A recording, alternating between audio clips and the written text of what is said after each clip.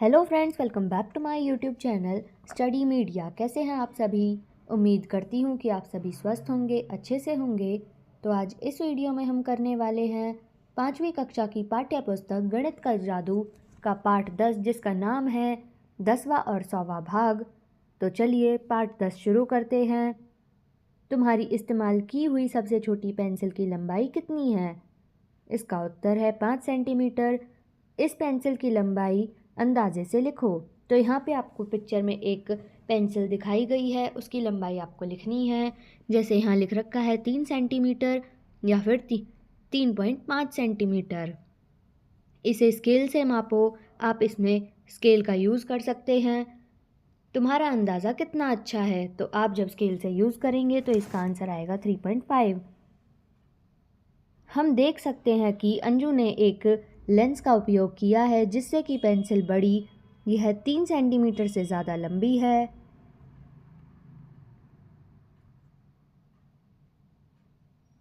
यहाँ 1 सेंटीमीटर के 10 बराबर भाग हैं, तो हर भाग 1 सेंटीमीटर का 10वां भाग है।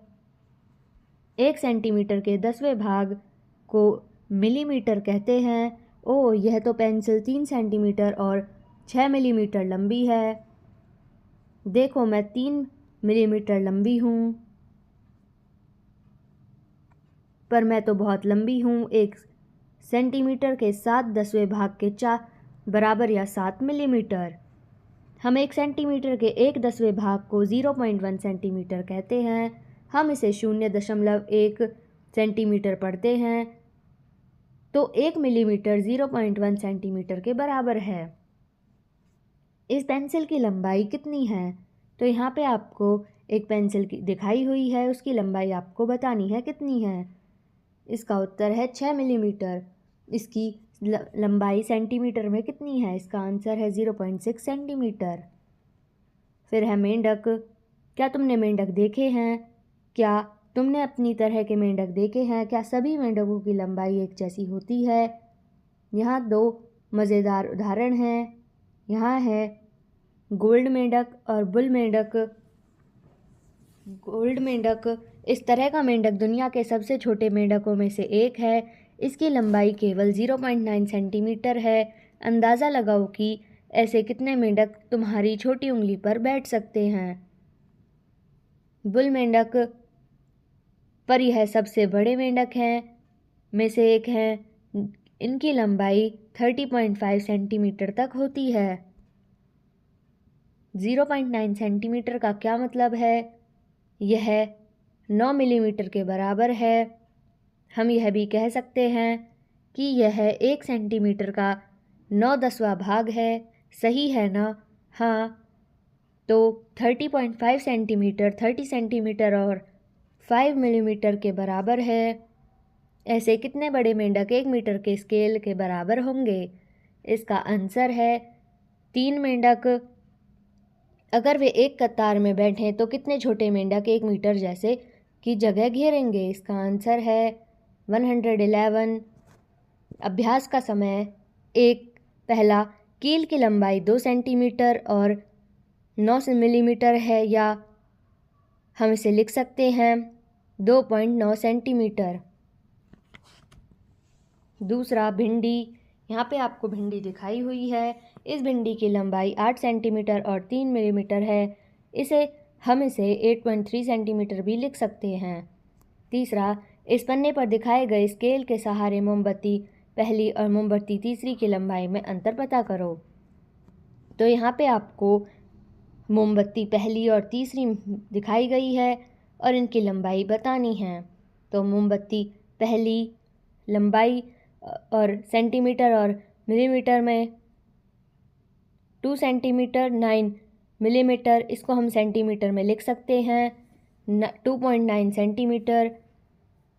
लौ पहली की 1 सेंटीमीटर 3 मिलीमीटर या फिर 1.3 सेंटीमीटर। मोमबत्ती दूसरी 4 सेंटीमीटर 9 मिलीमीटर या फिर 4.9 सेंटीमीटर। दूसरी की लौ 1 सेंटीमीटर 6 मिलीमीटर या फिर 1.6 सेंटीमीटर। मोमबत्ती तीसरी 6 सेंटीमीटर 0 मिलीमीटर या फिर 6 सेंटीमीटर। लौ तीसरी 1 सेंटीमीटर 5 मिलीमीटर या फिर 1.5 मिलीमीटर सेंटीमीटर। फिर है अंदाज़ा लगाओ और रंग भरो। यहाँ पे आपको अंदाज़ा लगाना है और रंग भी भरना है। बिना नापे नीचे दी हुई डंडियों में दिखाए गए रंग भरो, फिर जांच करो। तो 1 सेंटीमीटर से छोटी डंडी में लाल रंग, 1 सेंटीमीटर और 2 सेंटीमीटर के बीच की डंडी नीली, 2 सेंटीमीटर से 3 सेंटीमीटर के बीच की डंडी हरी, 3 सेंटीमीटर से 4 सेंटीमीटर के बीच की डंडी नारंगी। तो यहाँ पे आपको दिखाया गया है, निशान दिखाए गए हैं। 1 सेंटीमीटर वाले में टिक है, 1 से 2 सेंटीमीटर वाले में एक सर्कल का निशान है, 2 सेंटीमीटर से 3 सेंटीमीटर में एक डॉट का निशान है और 3 से 4 सेंटीमीटर में एक सर्कल बन रहा है। अंदाज़ा लगाओ, बनाओ और नापो। इन चीज़ों के चित्रों नीचे बनाने के लिए इनकी लंबाई का अंदाज़ा लगाओ और बनाओ। अपने दोस्त को भी इन्हें बनाने को कहो। चित्र बनाने के बाद स्केल से इनकी लंबाई नापो। किसके चित्र का अंदाज़ा ज़्यादा अच्छा था?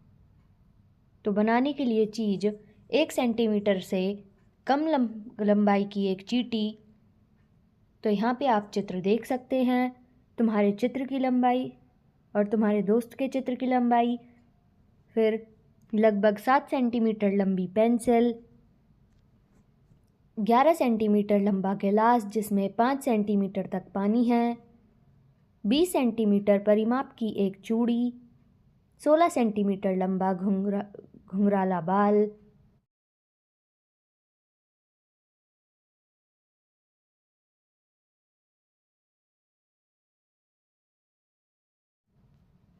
हमारी आंखें धोखा खाती हैं।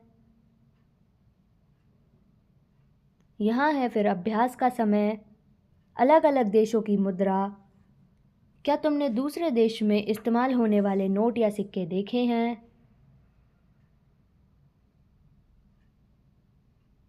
फिर है हमारी आंखें धोखा खाती हैं। कौन सी रेखा ज़्यादा लंबी है, ए या बी? हर रेखा को नापो और सेंटीमीटर में उसकी लंबाई लिखो। तुम्हारा अंदाज़ा कितना अच्छा है? तो यहाँ पे आप देख सकते हैं गलत है हमारा अंदाज़ा। कौन सी रेखा ज़्यादा लंबी है, सी या डी? हर रेखा को नापो, तुम्हारा अंदाज़ा कितना अच्छा है? तो ये गलत है। फिर है किसकी पूंछ सबसे लंबी है? इन जानवरों को देखो, अंदाज़ा लगाओ कि किसकी पूंछ सबसे लंबी है। अब पूंछों को नापो, तुम्हारा अंदाज़ा कितना अच्छा है? तो यहाँ पे आप इन सब की पूंछ का अंदाज़ा लगा सकते हैं। फिर आप जब नापेंगे तो इनकी पूंछ जो भी है आप यहाँ पे लिख सकते हैं। जैसे छिपकली की 0.9 सेंटीमीटर, बंदर की पूंछ है 2.16 मीटर, सुअर की पूंछ है 1 सेंटीमीटर, कुत्ते की पूंछ है 0.8 सेंटीमीटर, बिल्ली की पूंछ है 1.2 सेंटीमीटर, चूहे की पूंछ है 1.3 सेंटीमीटर। फिर है सबसे लंबा नोट। 100 रुपये की एक नोट की लंबाई कितनी होगी? अंदाज़ा लगाओ। अब स्केल से इसे नापो। तो यहाँ पे 100 रुपये के नोट की लंबाई होगी 16 सेंटीमीटर, अंदाज़ा है 15.7 सेंटीमीटर। अब और वस्तुओं की लंबाई और चौड़ाई का अंदाज़ा लगाओ, फिर इन्हें नापो। अपने अंदाजे और अपने नाप के बीच के अंतर का पता लगाओ। तो यहाँ पे आप देख सकते हैं नोट दिए गए हैं। 100 रुपये का नोट, 10 रुपये का नोट, 20 रुपये का नोट, 5 रुपये का नोट, पोस्ट कार्ड, गणित का जादू किताब। तो यहाँ पे आप लंबाई चौड़ाई जो आप अंदाज़ा लगाते हैं वो लिख सकते हैं। उसके बाद जो तुम्हारे नाप आएंगे वो लिख सकते हैं। उसके बाद आपको इनमें अंतर निकालना है। तो यहाँ पे आपको जो ये तालिका दी हुई है यहाँ से देख के आप इन्हें लिख सकते हैं। फिर है बाज़ार में। यहाँ पे आपको कुछ चीज़ें दिखाई गई हैं और उनके रेट उस पर लिखे हुए हैं।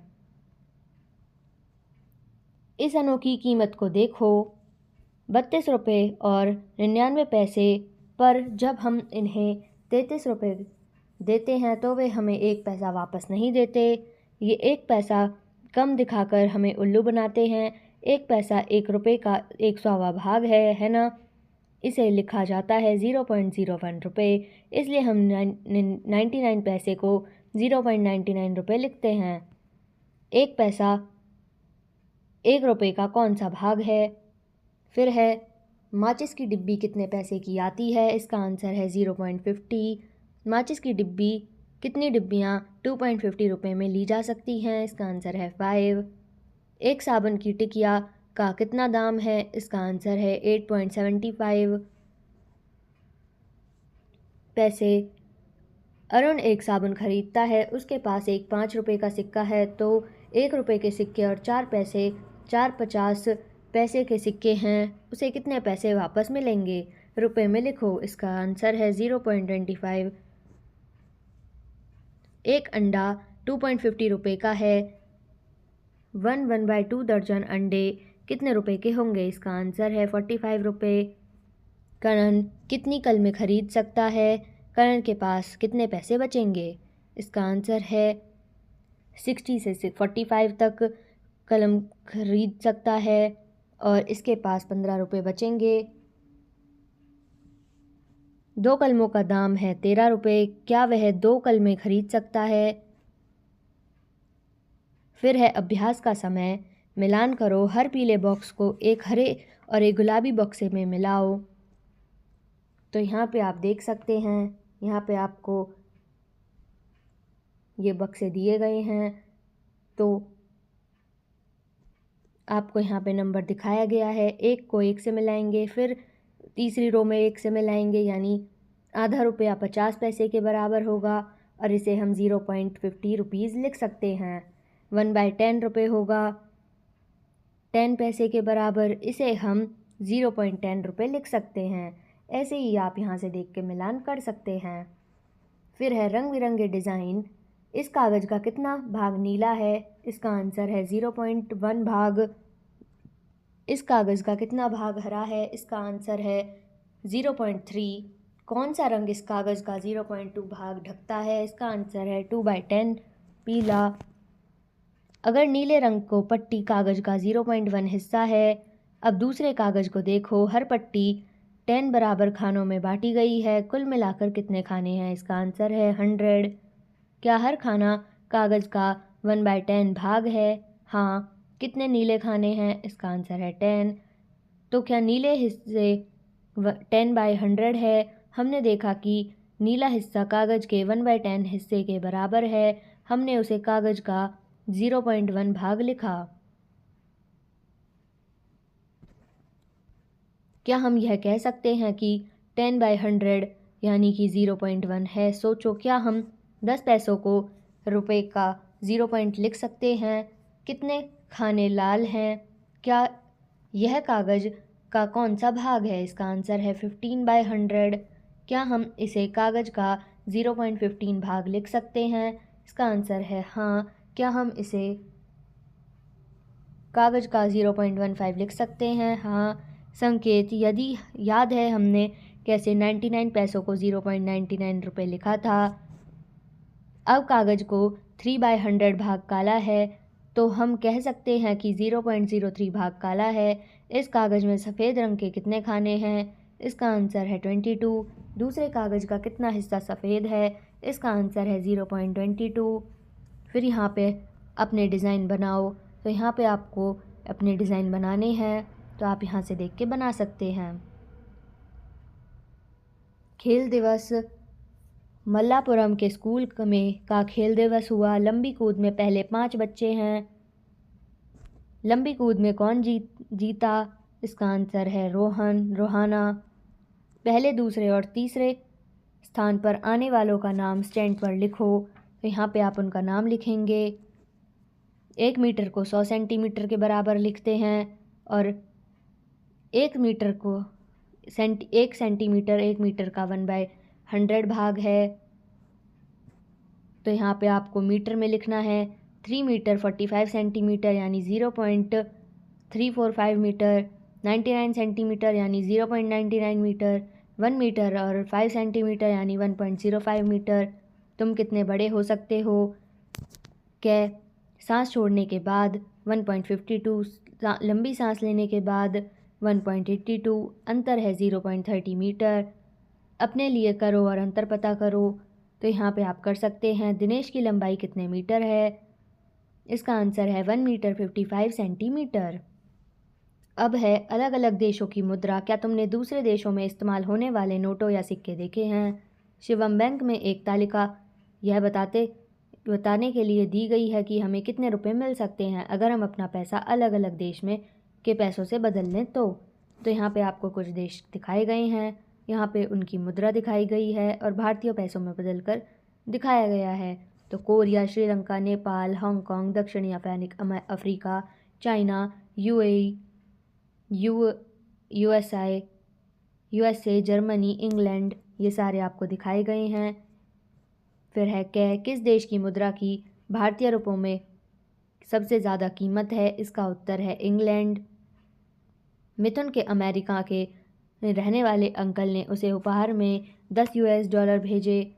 मिथुन के स्कूल की यात्रा के लिए $350 का उपयोग किया। मिथुन के पास कितनी राशि शेष बच गई? इसका उत्तर है 47 रुपये। तो यहाँ पे आप देख सकते हैं कि ये कैसे आया है। तो इसका का आंसर है 10 × 39 + 10 × 70 यानी 390 + 700 और इनको जब प्लस करेंगे तो आएगा 397। यात्रा के लिए दिए गए 350 और बचे 47। फिर है मजीद के पास के पिताजी यूएई में काम करते हैं। उन्हें तनख्वाह में 1000 दिरहम मिलते हैं। अरुण के पिताजी श्रीलंका में काम करते हैं। वे 2000 श्रीलंकन रुपये कमाते हैं।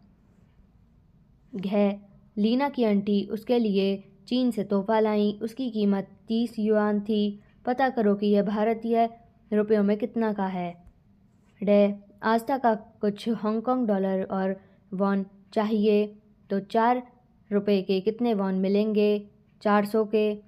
तो ये आएगा 10,000 रुपये। 508 रुपये को वह कितने हांगकांग डॉलर से बदल सकती है? इसका उत्तर है $99। यहाँ पे फिर आपको इसका आंसर दिखाया गया है। तो 1 दिरहम यानी 10.80 और 1000 को 10.80 से मल्टीप्लाई करेंगे। इसका आंसर आएगा 10,800 रुपये। 1 श्रीलंकन रुपये 0.37। तो यहाँ पे 2000 को 0.37 से मल्टीप्लाई करेंगे। इसका आंसर आएगा 740 रुपये।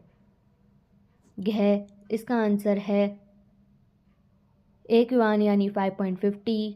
तो 30 युआन होगा 165 रुपये। का आंसर है 1 वॉन यानी 0.04। 1 रुपये में वॉन होते हैं 1/0.04। तो 4 रुपये में वॉन होंगे 100 रुपये। इसका आंसर आएगा 1000 रुपये। फिर दूसरा है किरण 200 रुपये लेकर ख़रीदारी करने गई। बिल को देखो। दुकानदार सही जगह बिंदु लगाना भूल गया है। बिंदु को सही जगह लगाओ और बिल के कुछ पैसों का पता लगाओ। तो यहाँ पे आपको एक तालिका दी गई है और आपको यहाँ पे बिंदी दी गई है। तो बिंदी हटा के आपको सही जगह लगानी है। तीसरा, कौन सा शहर ठंडा है? मैं हिमाचल प्रदेश में रहता हूँ। सर्दियों में वहाँ का तापमान 2 डिग्री सेल्सियस हो जाता है। कभी कभी पानी के पाइपों में बर्फ़ जम जाती है। लेकिन राजस्थान जहाँ मैं रहती हूँ वहाँ का तापमान 48 डिग्री सेल्सियस तक पहुँच जाता है। यहाँ बहुत गर्मी होती है। हमें पानी लाने के लिए कई किलोमीटर तक चलना पड़ता है। फिर 16 जनवरी 2008 को शाम के 3 बजे इन शहरों का तापमान रिकॉर्ड किया गया है। तो यहाँ पे आपको तापमान दिखाया गया है। किस जगह का तापमान 3 बजे सबसे ज़्यादा था? उस समय कौन सी जगह सबसे ठंडी थी? इसका उत्तर है सबसे ज़्यादा था मुंबई और ठंडी जगह थी श्रीनगर। मुंबई का तापमान श्रीनगर के तापमान से कितना ज़्यादा है? इसका उत्तर है 27 डिग्री सेल्सियस ज़्यादा है। तीसरा, तिरुवनंतपुरम में 40 डिग्री सेल्सियस तक तापमान पहुंचने के लिए तापमान को कितना और बढ़ना चाहिए? इसका आंसर है 40 डिग्री सेल्सियस में से 33.5 माइनस करेंगे तो 6.5। चेन्नई से कोलकाता का तापमान कितना कम है? इसका आंसर है 3.3। उस दिन सुबह 3 बजे भी इन्हीं शहरों का तापमान रिकॉर्ड तोड़ दिया था। तालिका देखकर प्रश्न का उत्तर दो। तो यहाँ पे आप तालिका को देख सकते हैं। सुबह के 3 बजे किस शहर का तापमान सबसे कम था? कल्पना करो कि तुम वहाँ हो और यह बताओ कि उस तापमान में तुम कैसा महसूस करोगे। इसका उत्तर है गर्म कपड़े और आग जलाएंगे। ख, चेन्नई में शाम के 3 बजे और सुबह के 3 बजे के तापमान में क्या अंतर है। और भोपाल में, तो चेन्नई में है 8.8 डिग्री सेल्सियस और भोपाल में है 16.1 डिग्री सेल्सियस। तो यहाँ पे ये वीडियो ख़त्म होती है। अगली वीडियो में मैं आपको पार्ट 11 क्षेत्रफल और घेरा करवाऊँगी। तो ये वीडियो आपको कैसी लगी मुझे कमेंट करके ज़रूर बताएं। वीडियो को लाइक करें, शेयर करें और चैनल को सब्सक्राइब करना ना भूलें। Thank you.